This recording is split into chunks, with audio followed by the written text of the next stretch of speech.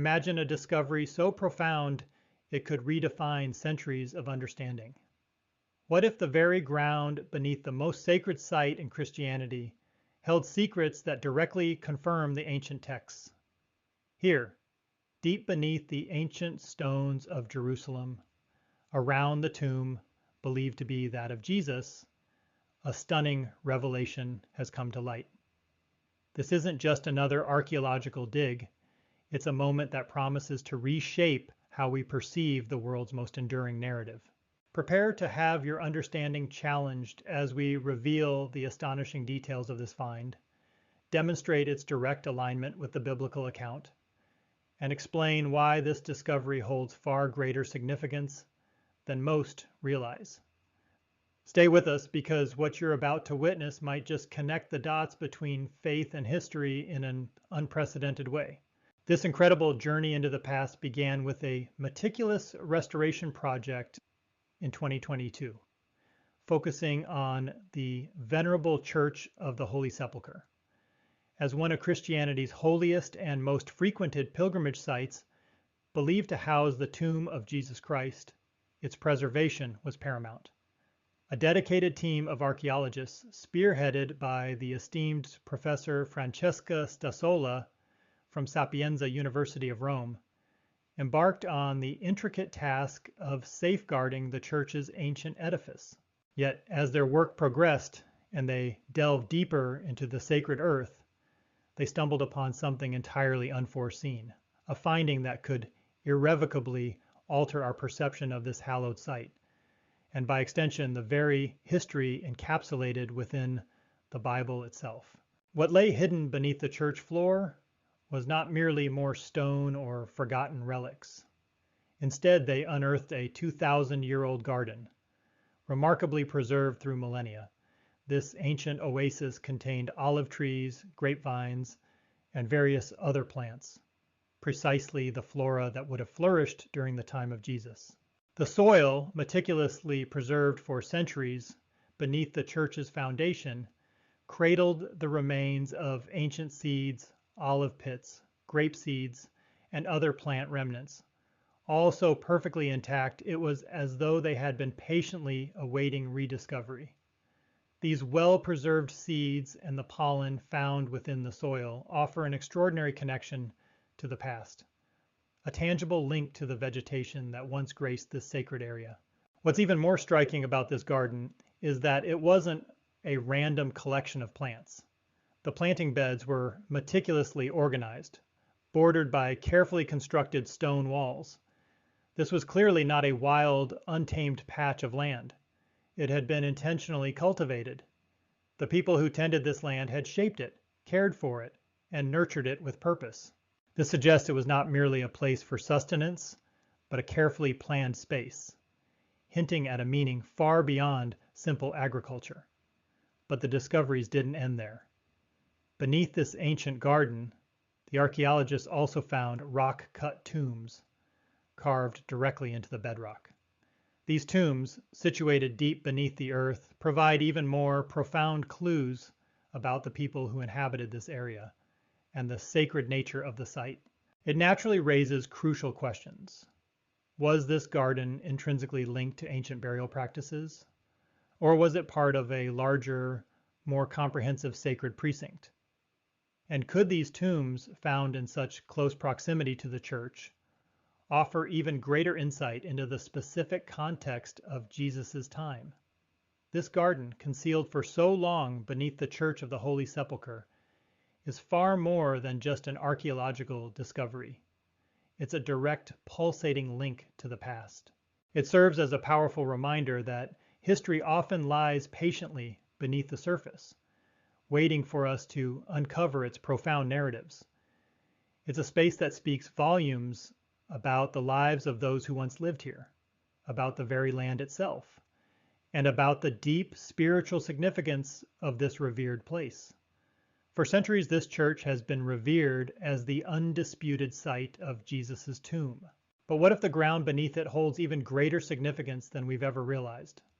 What if it's whispering stories about the lives of the people who believed, who lived, worked, and prayed here? The discovery of this garden doesn't merely add a new layer to our understanding of this sacred location. It possesses the potential to fundamentally transform how we perceive the history and the very narrative of the Bible itself. This ancient garden, brought to light beneath the Church of the Holy Sepulchre, is not just a remarkable archaeological find.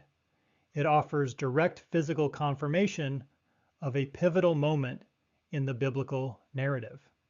In the Gospel of John 19, verse 41, we read, "Now in the place where he was crucified, there was a garden."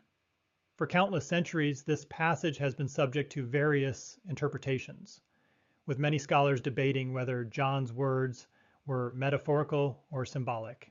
Was the garden merely a literary device, or was it a literal, tangible place?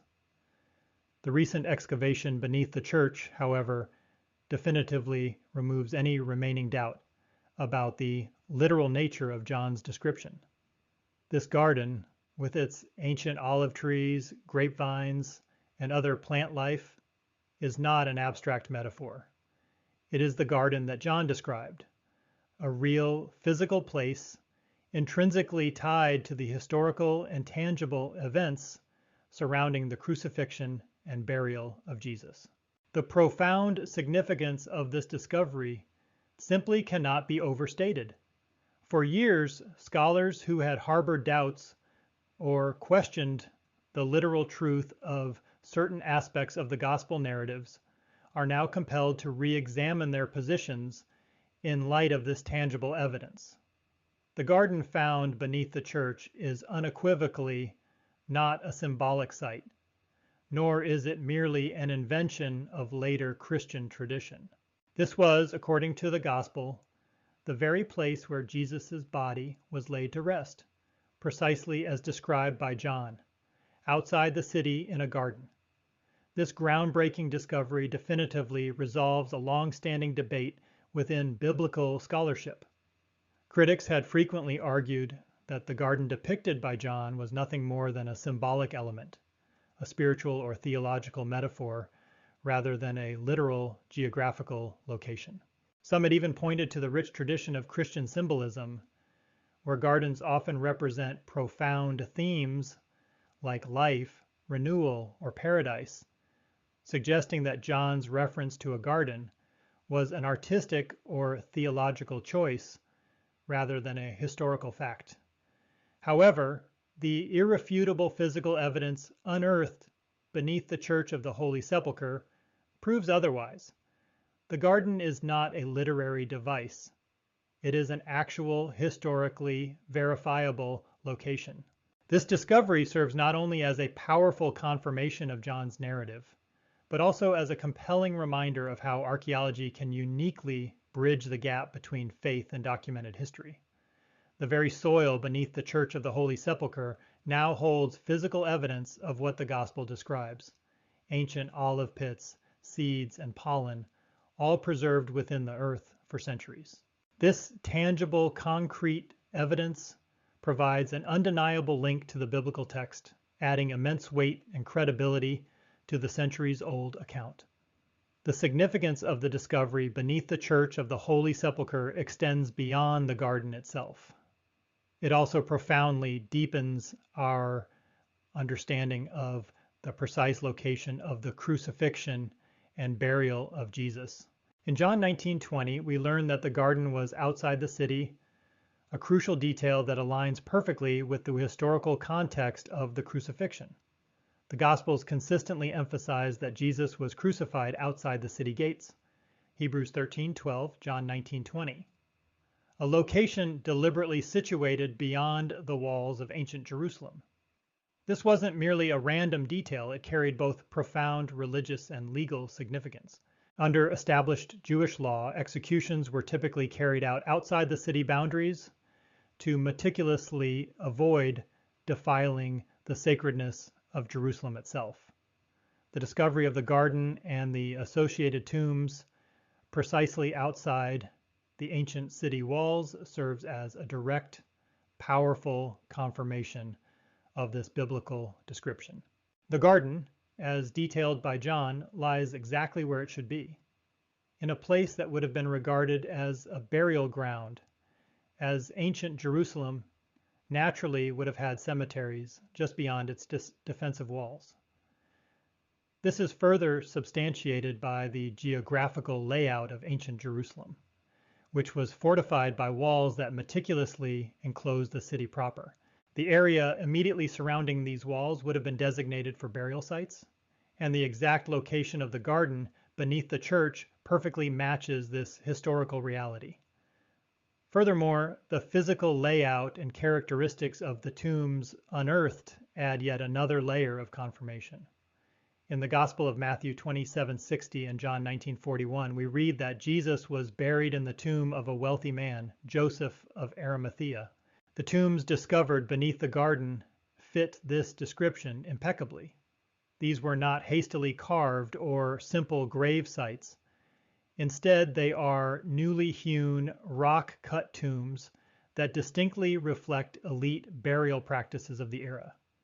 This sophisticated design precisely matches the kind of tomb that would have been generously provided by a wealthy individual, just as the Gospels describe Joseph of Arimathea offering his own tomb for Jesus' burial. The tombs also align flawlessly with the specific details provided in Mark 15:46, which explicitly states that Jesus was buried in a tomb that had been cut out of the rock. The rock-cut tombs found beneath the church match this exact description. The exceptional workmanship evident in these tombs is entirely consistent with what would be expected of a tomb used by an affluent individual of that period.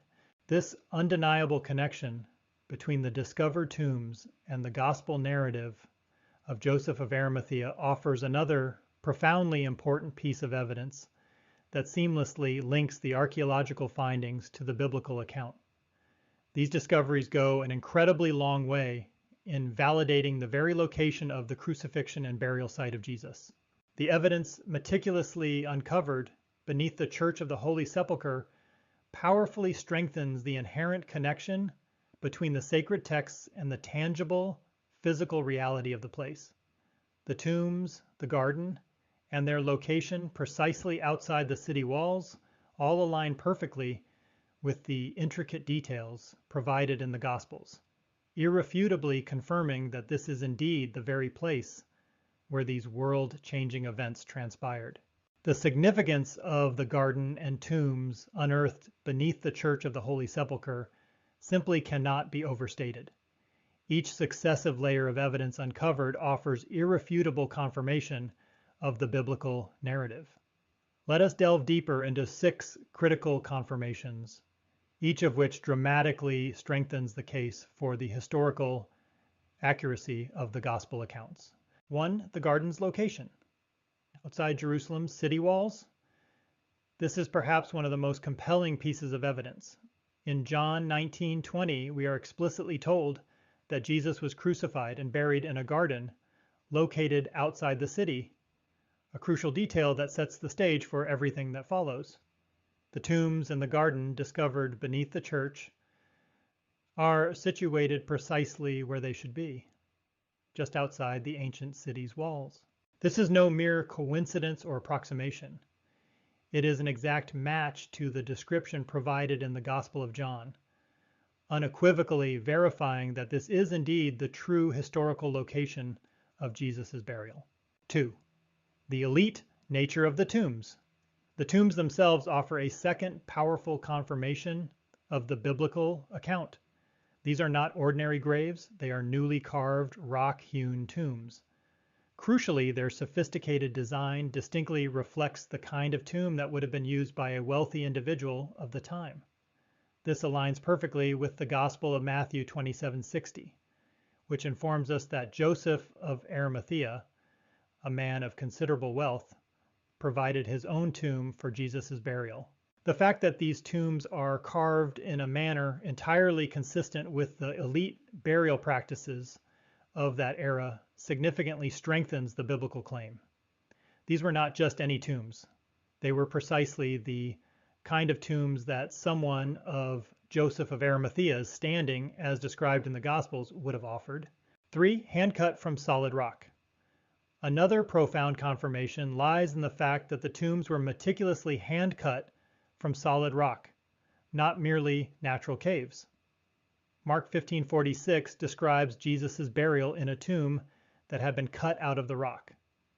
This specific detail regarding the tomb's construction is often overlooked, yet it holds profound significance. In ancient Jerusalem, it was indeed common for tombs to be carved directly into the bedrock.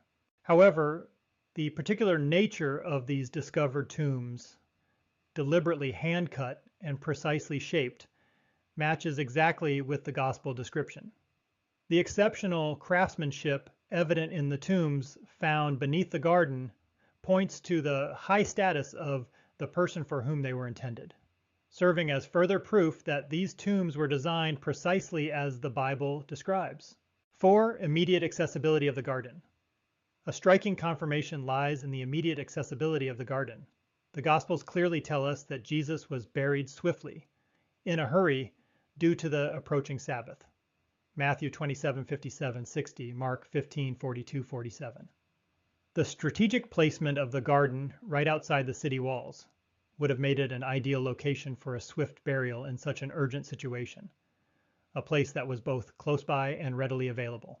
This garden, with its carefully organized planting beds and its direct proximity to the city, fits perfectly with the urgent nature of Jesus' burial. It was a location that was easily accessible in those final, desperate moments before the Sabbath, when time was rapidly running out. 5. Presence of olive trees and grapevines. The presence of olive trees and grapevines in the garden is a direct echo of the imagery used in the Gospel of John.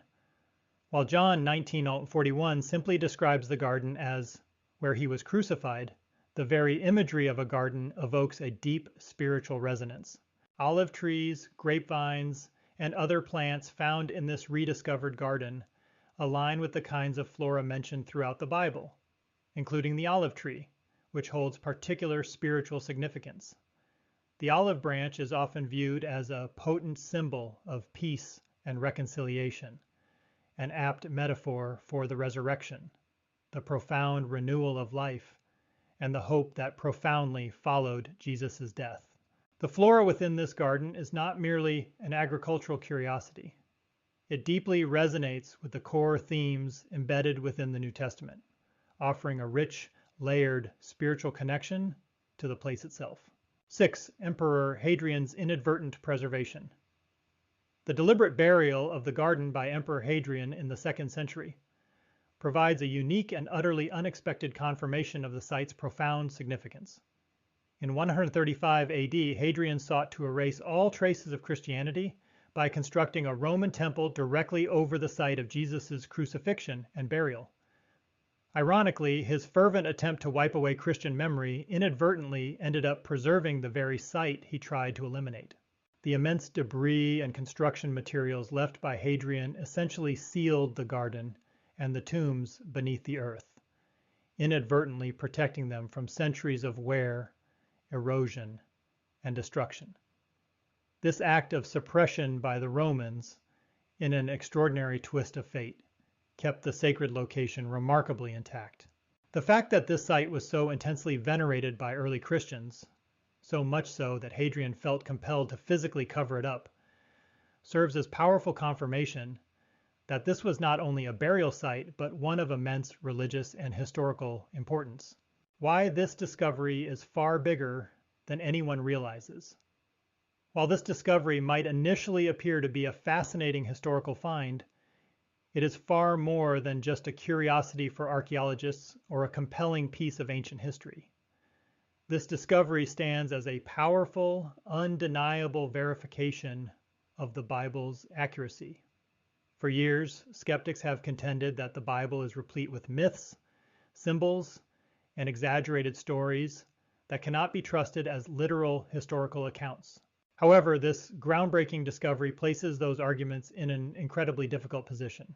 The garden is real, the tombs are real. The very site where Jesus was crucified and buried is not merely a theological abstraction or a symbolic narrative. It is grounded in history, in real earth, real tombs, and real plants. Skeptics who have long asserted that the Bible is nothing more than a symbolic narrative or a collection of myths must now unequivocally reckon with this tangible evidence. The very places that the Bible meticulously describes, Jesus' burial in the garden, the tomb of Joseph of Arimathea, the specific location of the crucifixion, have been uncovered in a way that leaves absolutely no room for doubt. For those who have questioned the reliability and historical veracity of the gospel accounts, this discovery presents a direct and formidable challenge. It compels us to confront the profound fact that the Bible is not simply a collection of moral stories or allegorical metaphors. It is a historical document, deeply rooted in real places, real events, and real people. What was once a story held by faith is now unequivocally confirmed by the very soil of the earth. This discovery is also profoundly significant because it unveils a story that has been hidden for nearly 2 millennia. Hadrian's deliberate attempt to erase Christian memory actually, and ironically, preserved the site for future generations. His monumental construction, intended to obliterate Christianity's foothold in Jerusalem, ultimately ended up safeguarding it for future discovery. In an astonishing twist of fate, the very effort to destroy Christian history paradoxically ended up protecting it. The Church of the Holy Sepulchre now stands as an enduring beacon on the very ground where Jesus was crucified and buried, a sacred place where faith and history converge in an unparalleled way. This discovery beneath the Church of the Holy Sepulchre represents a rare and profound moment where archaeology, history, and faith all unmistakably point in the same direction. It offers undeniable proof that the events described in the Bible, particularly those surrounding the crucifixion and burial of Jesus, are not merely spiritual teachings or mythical stories. They are profoundly rooted in real, physical history. In a world where the validity of faith is often challenged and scrutinized, this discovery serves as a powerful reminder that Christianity is not just a set of beliefs or traditions. It is firmly grounded in the historical reality of Jesus' life, death, and resurrection. The places described in the Bible are not distant, intangible legends. They are real, tangible, and they are patiently waiting to be discovered. As we reflect on this truly remarkable find, we are powerfully reminded of the enduring strength of both faith and history. In an age where skepticism often prevails, this discovery is a resonant call to remember the truth, a truth that has victoriously stood the test of time, and now, thanks to the meticulous work of modern archaeology, is confirmed in ways that no one could have possibly predicted.